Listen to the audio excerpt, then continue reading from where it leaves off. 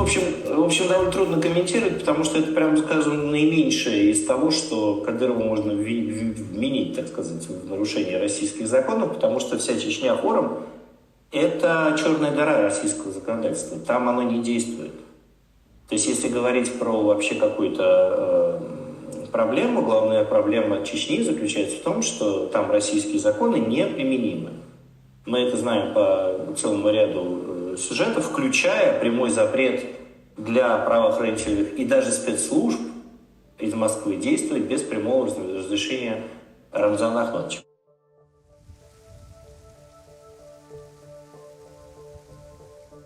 Это опять я, опять с вами, да.